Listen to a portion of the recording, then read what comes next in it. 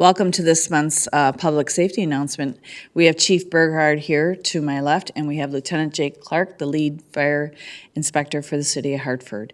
And this month's theme that we're going to be talking about is the lithium-ion battery safety.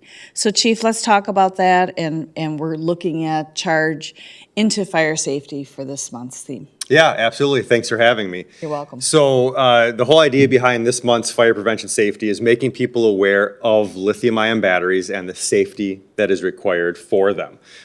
There are fires nationally almost every day that involve lithium-ion batteries. So it could be from devices like your cell phone or a power brick, power tools that use those batteries. Everything up to big lawnmowers and cars all have issues with them that can cause people to get hurt or killed.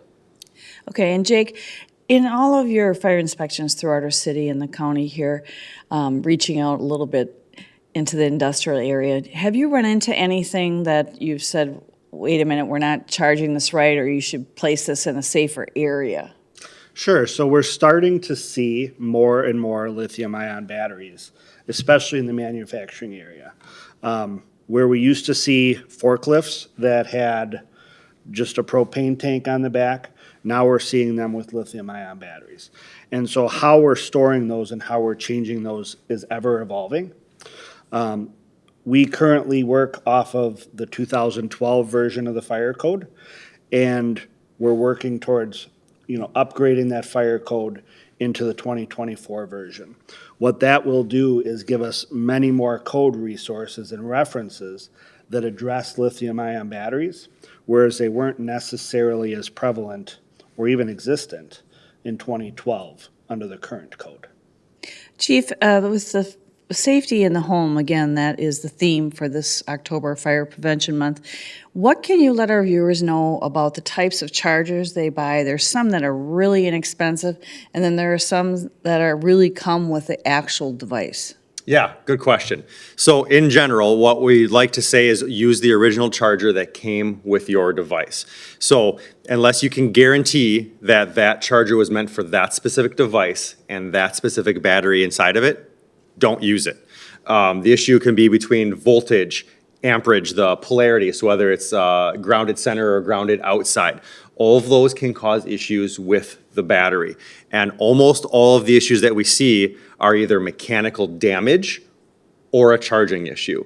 And you can completely take care of the charging issue if you only use that original charger with it. So when you're out with the inspections and we talked about charging things correctly, are you looking for where they're actually charging their units and if there's heat being, developed from the charger itself? Is that something that they should be aware of to make sure that they're in the right receptacle? So when we look at lithium-ion batteries, and like Chief had mentioned, using the appropriate chargers, what I'm looking for is, are they UL listed?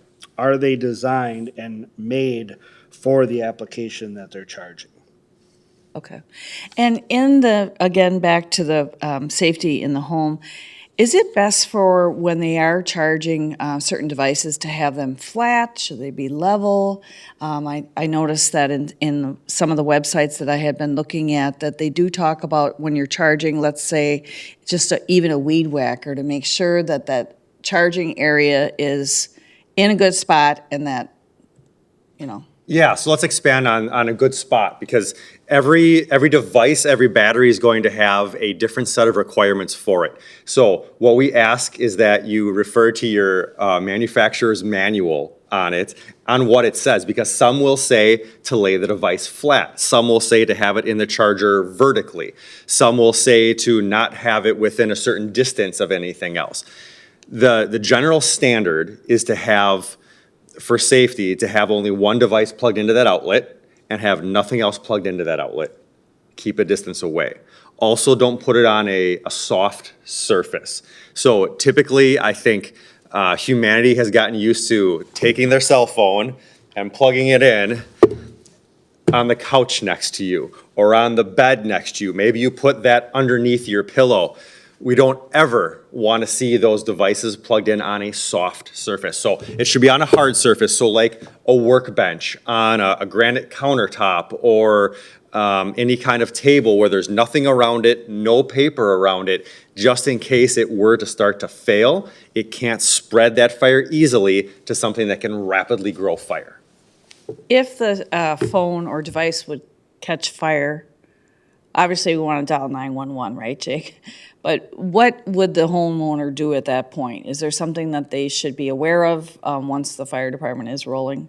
Should they try to put it in water or what? I'll let Chief elaborate a little bit more on that, but the biggest thing is to call 911 and exit the home. Okay. So the biggest risk with a lithium-ion battery, really any battery fire, but especially these lithium-ion batteries, are that the gas that comes out of them is extremely dangerous to breathe.